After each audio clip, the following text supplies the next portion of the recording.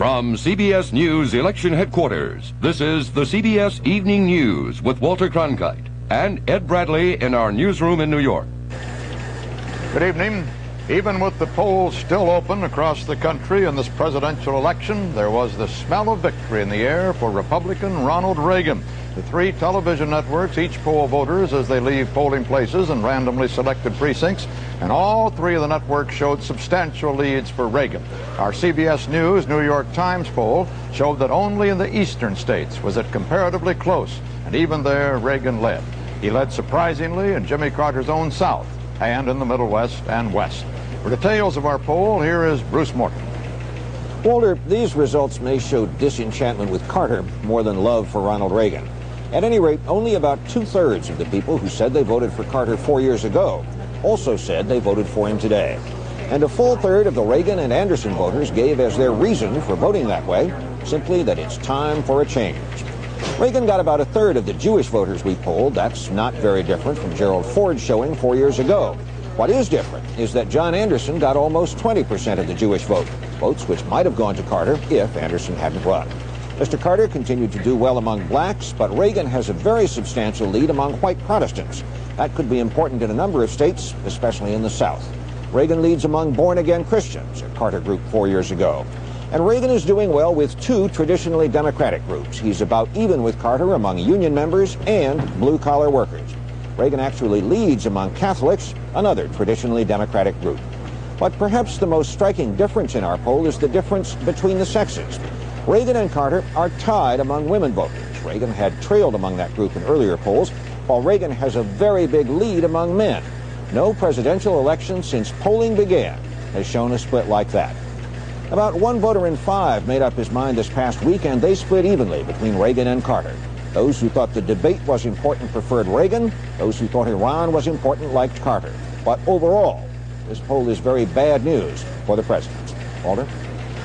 Returns already are coming in from parts of Kentucky and Indiana, and CBS News estimates that Reagan has won Indiana. No surprise there.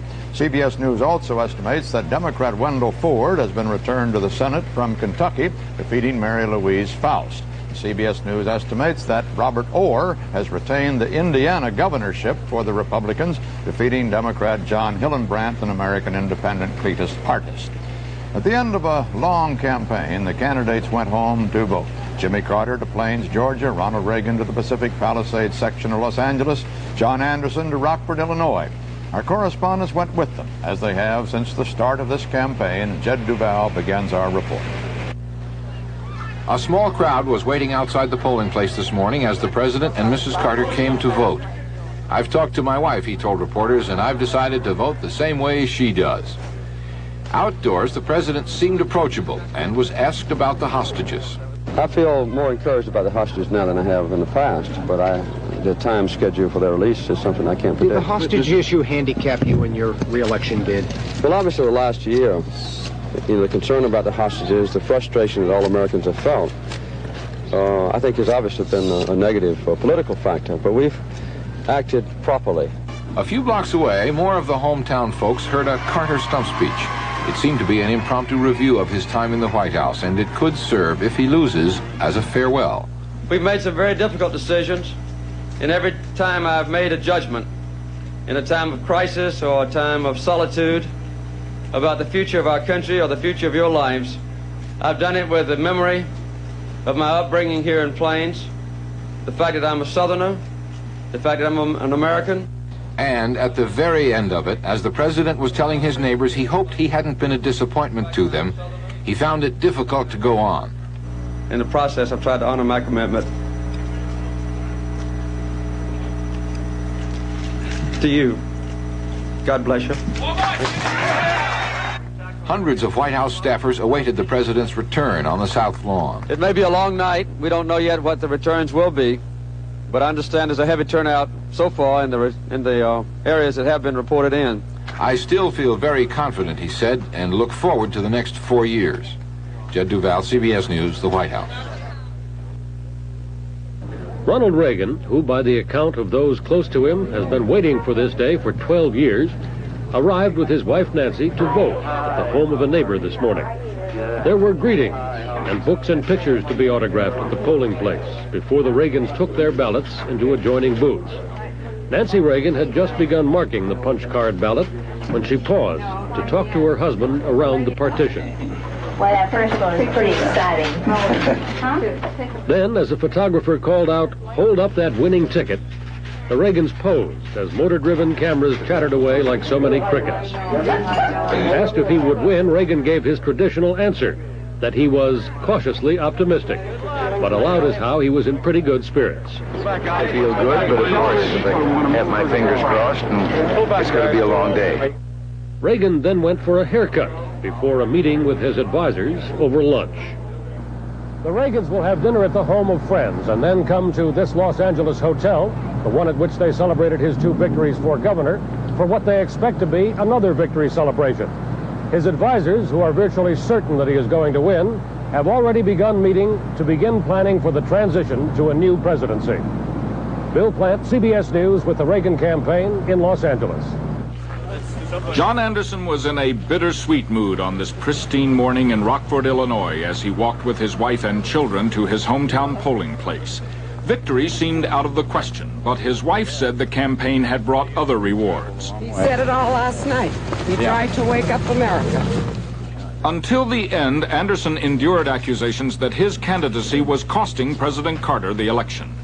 He has not communicated to the American people a vision of the country that they share with him for the next 4 years. So I think to try to assess blame against some other candidate in the race would not be correct. Anderson will watch the returns in Washington tonight. He's not expected to receive more than 8% of the vote. 12% would be counted as a moral victory, Anderson strategists say, a compelling reason to try again. Ed Rabel, CBS News, with the Anderson campaign in Rockford, Illinois. CBS News has learned that Senator Henry Jackson, a Washington Democrat, has agreed to serve on a transition team if Ronald Reagan is elected president. It's understood that other Democrats also have agreed to join that team. Senator Jackson has been mentioned as a possible Secretary of Defense in a Reagan administration. Election day is a great equalizer, and in the voting booth, the vice president speaks with the same authority as the president. Vice President Mondale cast his ballot this morning in the village of Afton, Minnesota, near St. Paul, where his wife's family lives. Mondale's name is expected to help Carter in Minnesota, but the vice president called the election as tight as any race could possibly be. And in Houston, Texas, George Bush, the Republican vice presidential candidate, arrived early at the voting booth with his wife, Barbara. Bush said, "If the rest of the country goes the way this district does, we're in like a burglar." Former Wisconsin Governor Patrick Lucey, John Anderson's running mate, voted in Madison.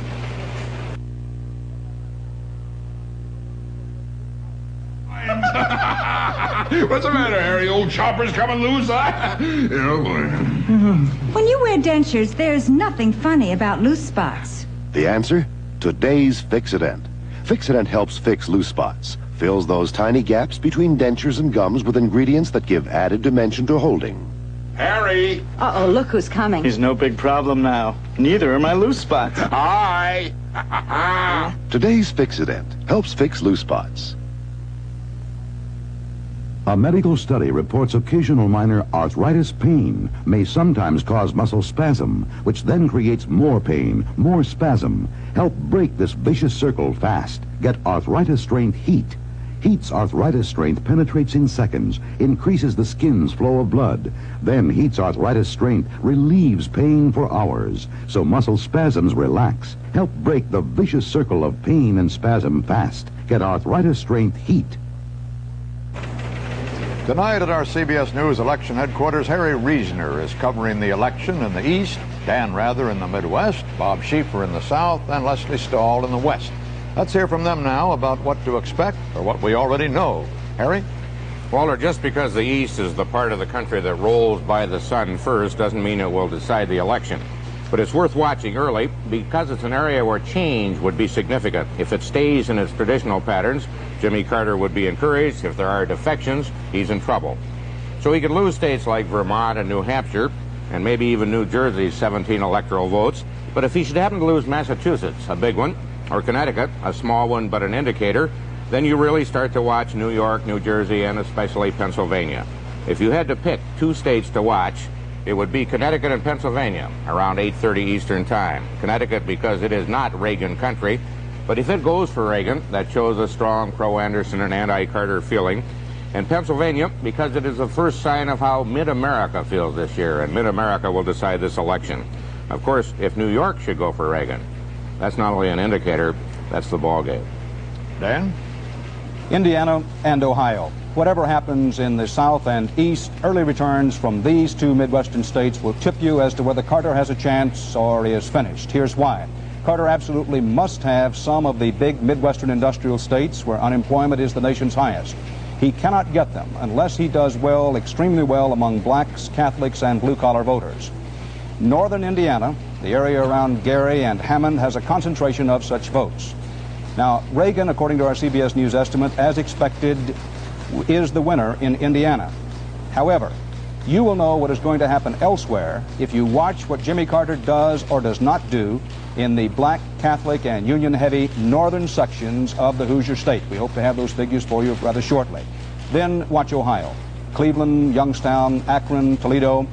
If Jimmy Carter isn't doing well in those black, Catholic, and Union strongholds, you will know that he is finished. As the evening progresses, you may need to know Michigan, Illinois, and Ohio. You may need to know what's happening in those states before you can know for certain how the election has been decided. Bob?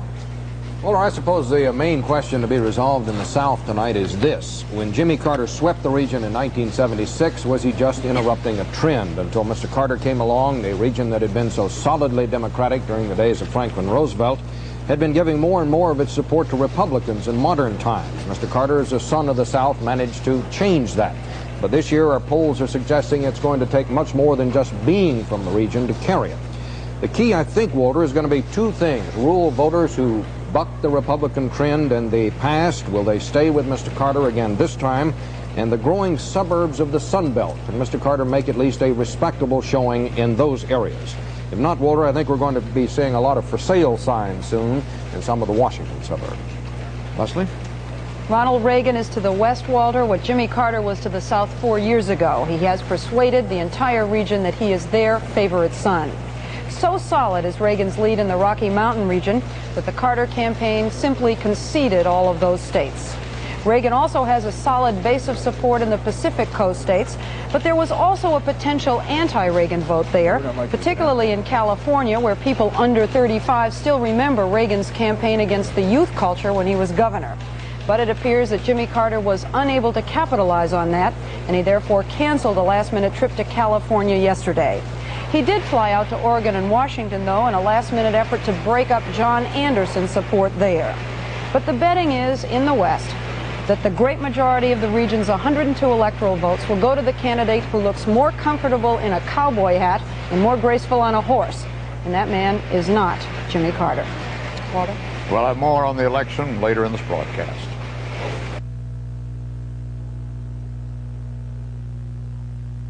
All over the world, Wang is the leader in office technology.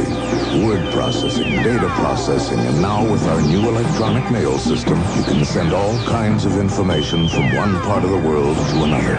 So New York can be around the corner from Paris, London from Tokyo, and San Francisco next to Rome. Wang, making the world more productive by bringing it closer together.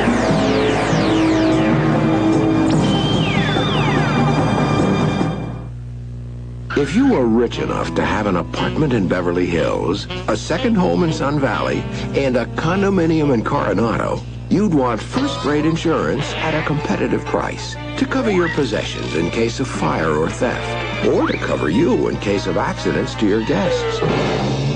So check into Safeco Condominium Owners Insurance, because even if your place is somewhat more modest, you're still ahead with Safeco.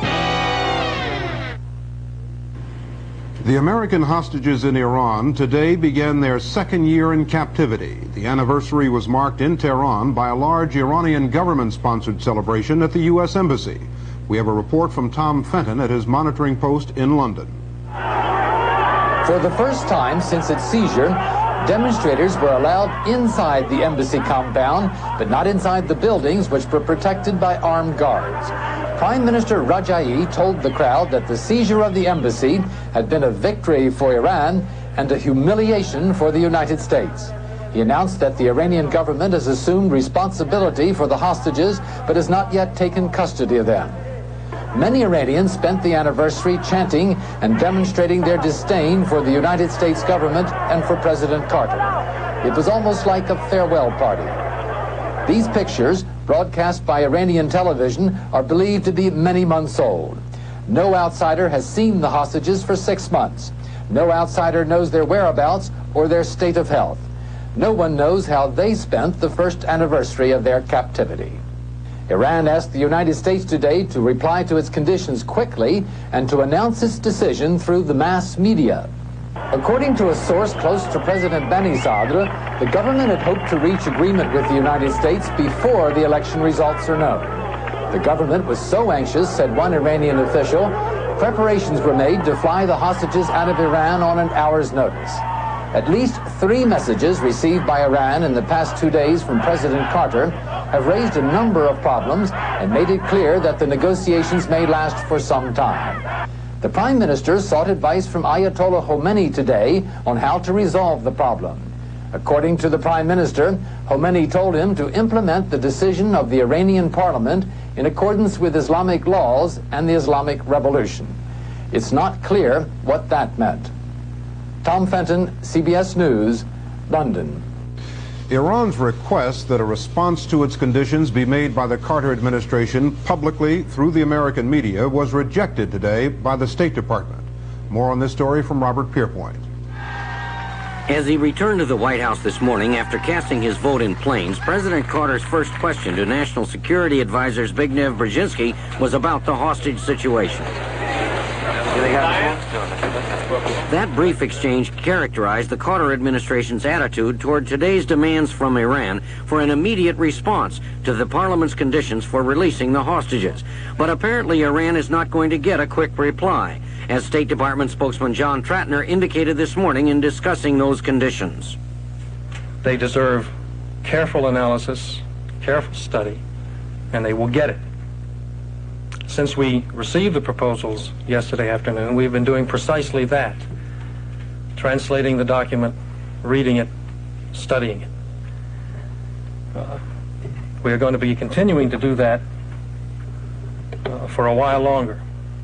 It is now estimated that it will take the United States several days of analysis before a formal response to Iran is ready. Financial experts at the Treasury Department, lawyers at Justice, and political analysts here and at the White House are consulting on the demands. This is a time-consuming process. Ironically, the two nations now seem to be reversing roles on the hostage situation, with Iran apparently anxious to work out a fast deal for their release, while the U.S., burned badly before, is moving more cautiously to make sure nothing goes wrong. Robert Pierpoint, CBS News at the State Department. The unfreezing of Iranian assets in this country, one of Iran's conditions for the release of the hostages, is complicated by claims American companies have against those assets. As we reported yesterday, the biggest claim is by the Setco Corporation, $175 million for seized oil equipment. Today, as Steve Young reports, the governor of Iran's central bank tried to reassure American creditors that Iran intends to pay its legitimate debts. In a telephone interview with CBS News, Central Bank Governor Ali Reza Nobari had special words of assurance today for Setco Corporation of Dallas, perhaps the largest American claimant. And he attacked former Secretary of State Henry Kissinger for suggesting that Iran may be trying to force the American public to pay for the release of the hostages. This explanation is utterly false, and I deny it categorically. To my best knowledge, I was in the commission, special commission of the parliament. What they had in their mind was not that Iran would deny its obligations and would let the U.S. government pay for it.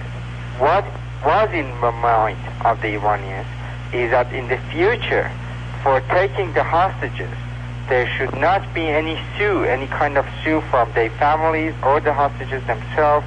But in case like Setco or any other corporation that has right claims, then that claims could be settled, and if Iran really owes it, then Iran will pay for it. Nobari insisted Iran is not trying to get maximum concessions from President Carter by announcing its demands so close to the American election. Things have come naturally to this point, he said, adding, "I'm sure nobody would dare to gamble on such an important human issue." Steve Young, CBS News, New York. Iraqi President Saddam Hussein offered today to withdraw his troops from Iran, providing the Tehran government, quote, recognizes the rights of Iraq. Presumably that means Iran must turn over to Iraq full control of the Shatt al-Arab estuary and possibly other territorial claims, all of which Iran has rejected. South Korea's leading dissident, Kim Dae-jung, is another step closer to execution today. The martial law commander upheld yesterday's verdict against Kim by a military appeals court. He'll have a final appeal before the Supreme Court.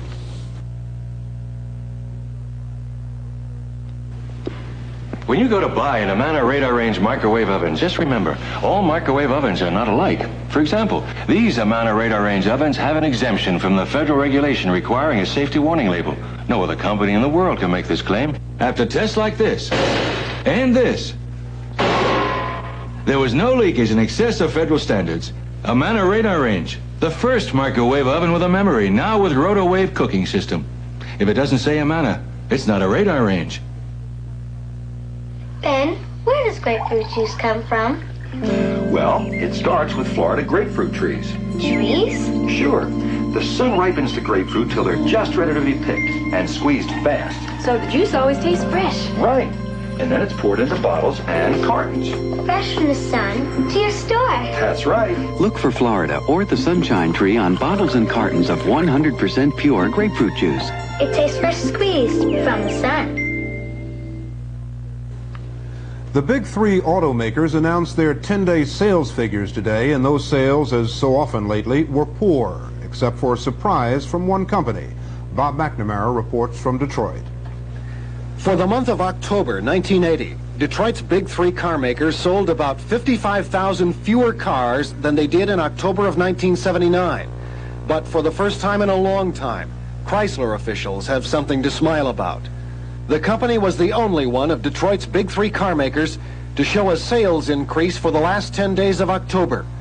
Led by the apparent public success of the new K cars, Chrysler says it sold 6% more cars than it did for the same period a year ago. And at the same time, General Motors reported a drop of more than 11.5%, while Ford sales fell almost 24% below the 1979 figure. For all of October, Chrysler again was the only Detroit car maker to show a sales increase, up 5% from a year ago. General Motors sold about 3% fewer cars for the month than it did in October 1979, and Ford's monthly sales for October were down 19% from a year ago. 1980 has taught Detroit a bitter and expensive lesson, and industry analysts say unless sales figures improve dramatically over the remaining 2 months of the year, the big three could end 1980 with combined losses approaching $4 billion. Bob McNamara, CBS News, Detroit. The stock market was closed today because of the election.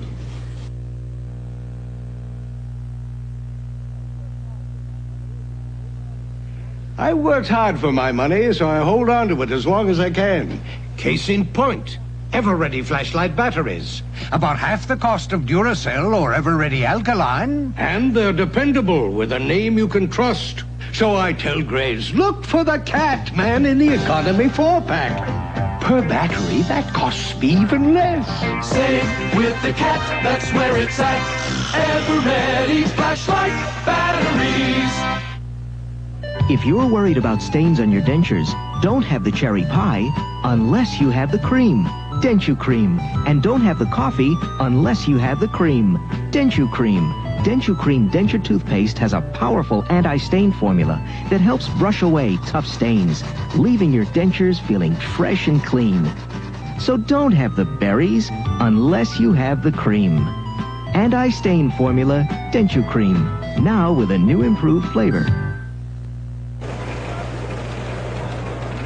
The town in Globe, Arizona is largely the talk of mining and copper prices. But for a year now, most of the talk has been about a local boy, a Marine hostage in Iran. Harold Dow reports. Each morning in front of the Lopez home, there is a simple ceremony. The family members take turns raising the flag in remembrance of Jimmy Lopez. This morning, little 9-year-old Marcia, accompanied by Jimmy's niece Nikki, did the honors.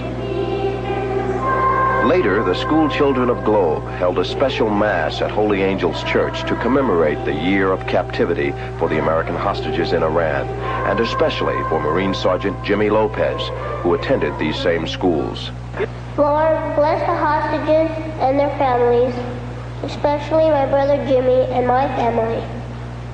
Help the Iranian parliament to make a decision and to let the hostages come home soon. Let us pray to the Lord.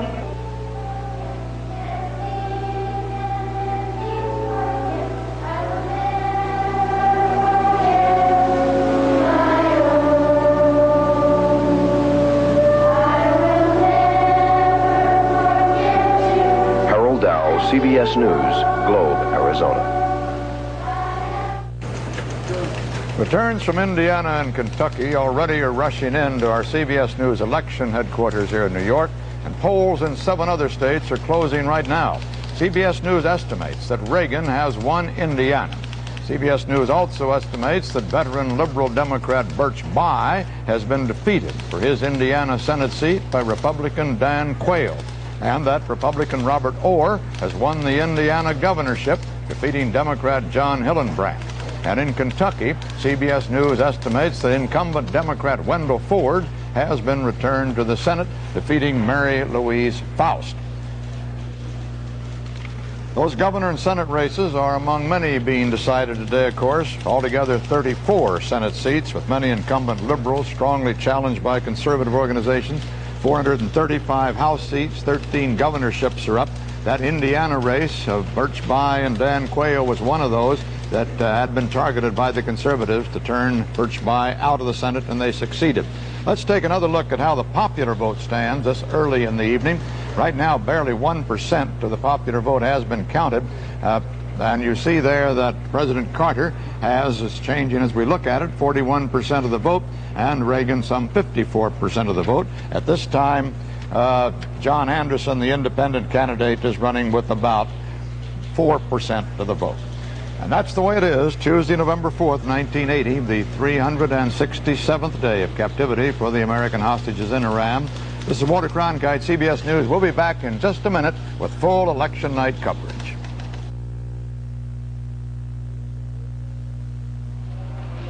These days, it's not easy to save money. That's why we at Savings and Loans felt it was time you, the saver, got a tax break. Well, Congress agreed and passed legislation that says your first $200 of interest on savings is tax-free. $400 on a joint return effective for the 1981 tax year. That should help. And we're proud to have played a part. At Savings and Loans, we're working hard to make saving easier. Outside, the Canon NP200 may look like any small copier, but inside there's a world of difference, a world of micronics, where 20 copies a minute are not only possible, but made reliable with a microcomputer. Fiber optics precisely defines your image, and a toner projection system gives you clear copies on virtually any paper.